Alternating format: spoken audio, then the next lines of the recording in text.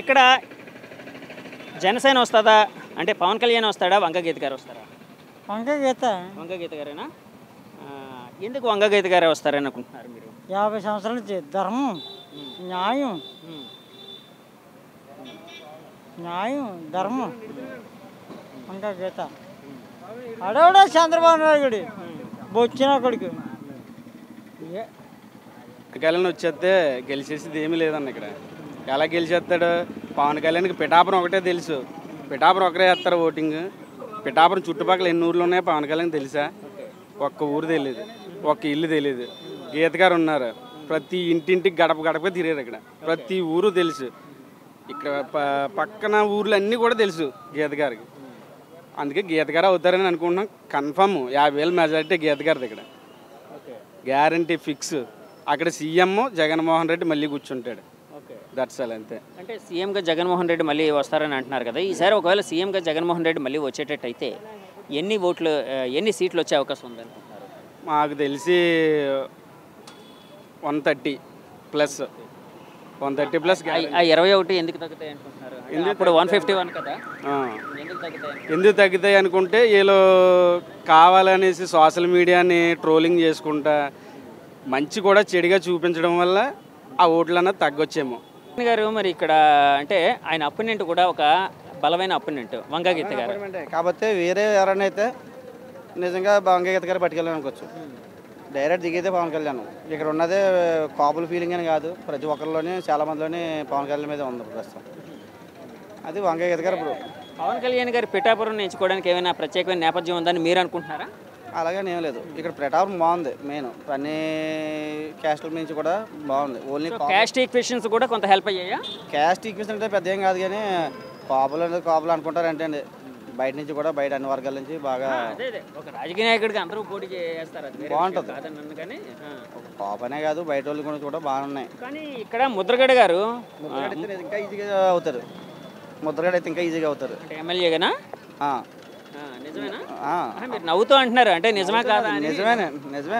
అంటే కాదు, ఇప్పుడు ముద్రగడ గారికి కాపుల్లో అభిమానం ఉంది, పవన్ కళ్యాణ్ గారికి అభిమానం ఉంది. బాగుంది. ఈ మధ్యన తగ్గిపోయింది ముద్రగడ గారు. సో ముద్రగడ గారు చాలా మంది ముద్రగడ గారు మరి పవన్ కళ్యాణ్ గారిగా అపోనెంట్గా అంటే ఆయనకు ఆపోజిట్గా నేను ప్రచారం చేస్తాను, ఆయన ఎలాగైనా ఓడిస్తాను అంటున్నారు. మరి ఏంటి మా నమ్మకం? ఏదైతే పవన్ కళ్యాణ్ చాలా మంది. నేను ఒక ఆటో డ్రైవర్ని, నేను ప్రతి ఒక్కరి మీద మా ఆటోలో చెప్పుకుంటారు. అయితే పవన్ కళ్యాణ్ బాగుందనే ప్రతి ఒక్కరు 12-13 సంవత్సరాలు పోరాడి సుప్రీంకోర్టులో కూడా ఓడిపోయి అలసిపోయిన వాళ్ళకి అన్యాయం చేసి వాళ్ళు మాయ మాటలు చెప్పి వాళ్ళ కమిటీలన్నింటినీ ముక్కలు చేసి వాళ్ళకి ఏమీ న్యాయం చేయకుండా వదిలేస్తే, నేను పార్లమెంటు సభ్యురాలుగా పోటీ చేసే ముందు జగన్మోహన్ రెడ్డి గారిని మా నాయకుడిని ఒక్కటే అడగడం జరిగింది. ఎస్సీజెడ్ రైతుల సమస్య మీద పరిష్కరించాలన్నప్పుడు తప్పకుండా ఒక హై లెవెల్ కమిటీ వేసి వాళ్ళకి మంచి పరిష్కార మార్గం చూపిద్దామని చెప్పి అనౌన్స్ చేశారు. అందుకు అనుగుణంగానే నేను పార్లమెంట్లోకి వెళ్ళాక మొదటి ప్రసంగం కూడా నేను ఎస్సీజెడ్ రైతుల గురించే మాట్లాడాను. మరి ముఖ్యమంత్రి గారు కూడా మా Kurasala Kannababu X agriculture minister గారి ఆధ్వర్యంలో ఒక కమిటీ వేసి ఆ కమిటీ ద్వారా సుప్రీంకోర్టులో ఓడిపోయినప్పటికీ కూడా రైతులందరికీ 2,000 ఎకరాలు వెనక్కిచ్చి 6 గ్రామాలని వాళ్ళకి తిరిగి ఇచ్చే విధంగా మంచి తీర్పు ఇచ్చారు ముఖ్యమంత్రి గారు. 6 గ్రామాల ప్రజల జీవితాలకి వెలుగునిచ్చారు ముఖ్యమంత్రి జగన్మోహన్ రెడ్డి గారు. ఆ విధంగా ఒక మంచి విజయాన్ని మేము సాధించగలిగాం.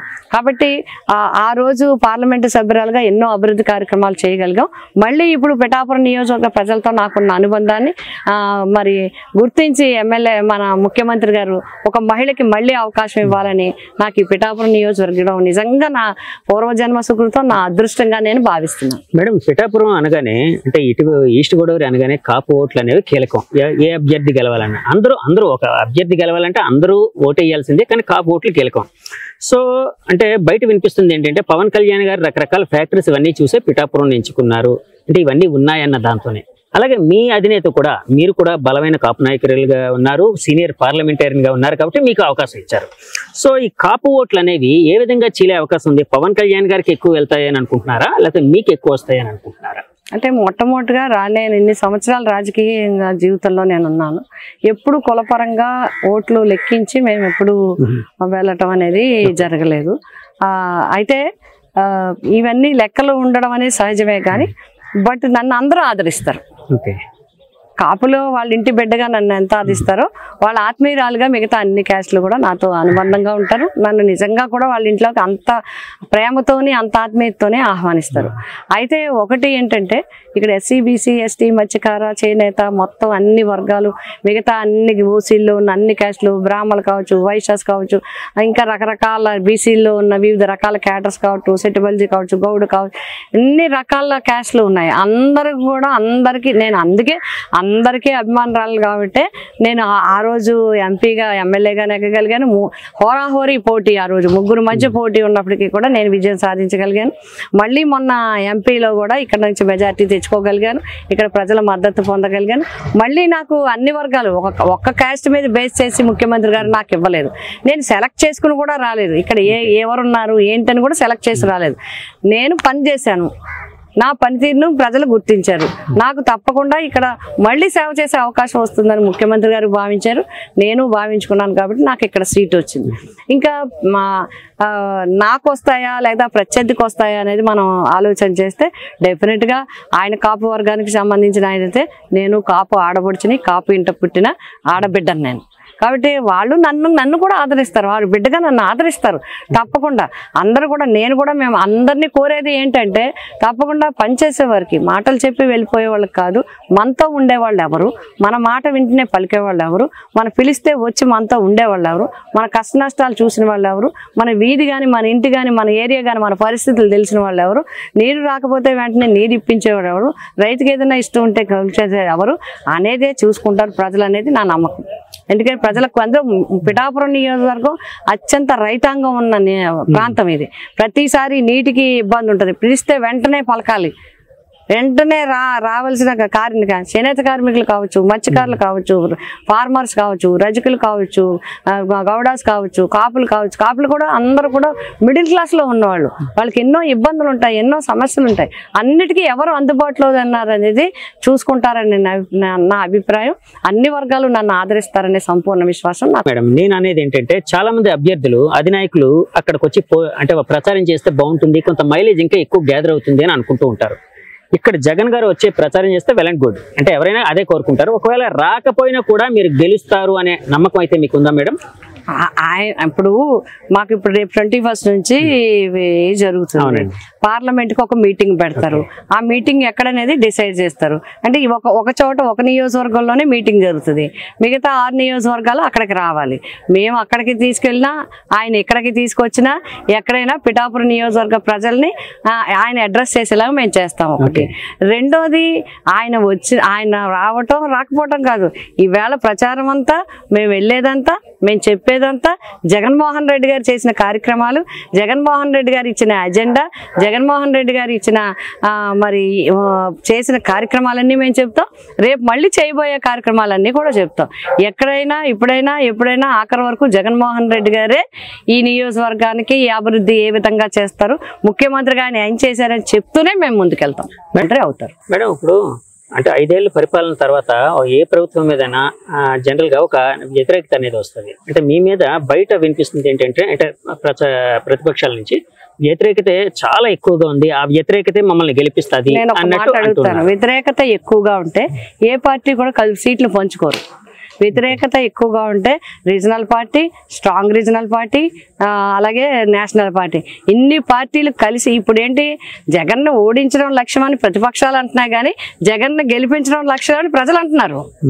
అంటే నిజంగా మీరు ఒక్కటి వాళ్ళ గుండెల మీద చేసుకోవాలండి. మీరంతా కూడా పరిశీలించండి.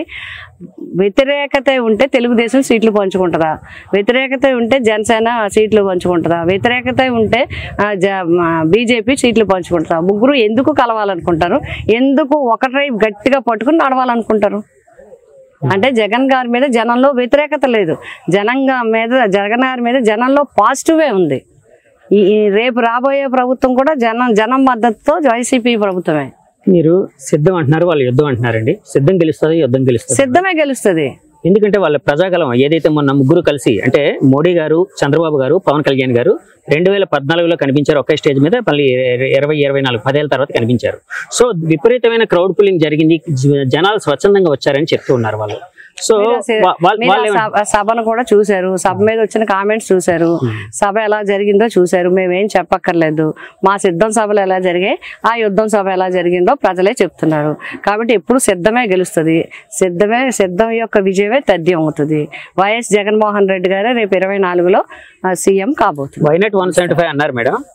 సో మీరు ఆ మధ్య సభలు పెట్టినప్పుడు అంటే ఇది ఒకటి చెప్పండి మేడం. అంటే యాక్చువల్గా గ్రీన్ మ్యాటర్లో ఎక్కడ సభలు చేయలేదు, ఇది మొట్టమొదటిసారిగా జగన్మోహన్ రెడ్డి గారి సంప్రదాయం మొదలు పెట్టారని చెప్పి ప్రతిపక్షాలు రకరకాలుగా విమర్శలు అయితే చేశాయి. సో వాళ్ళు అన్నది కూడా ఏంటంటే అక్కడ వచ్చిన జనాలందరూ మార్ఫింగ్ అంటే గ్రాఫిక్స్ లో వాటిలో క్రియేట్ చేశారు ఇట్లాగని అన్నారు. సో దీన్ని ఎలా చూడాలంటారు? అలాంటిది ఏదైనా ఉందా అండి? అది సాధ్యమా? ఇంకేం చెప్తారు? వాళ్ళు ఫ్రస్ట్రేషన్ లో ఏం మాట్లాడుతున్నారో తెలియట్లేదు. ఇప్పుడు ఆపరేషన్ లేకుండానే మోకాళ్లకు ప్లాస్మా ట్రీట్మెంట్, మీ ఆర్థోపెడిక్ సమస్యలన్నిటికీ రోబోటిక్ టెక్నాలజీ ద్వారా తక్కువ ఖర్చుతో శాశ్వత పరిష్కారం, ఫ్రీ కన్సల్టేషన్, ప్రతి ట్రీట్మెంట్ పై 20% డిస్కౌంట్. ఈ ఆఫర్ కొద్ది రోజులు మాత్రమే, త్వరపడండి. V9 hospitals 9281465842.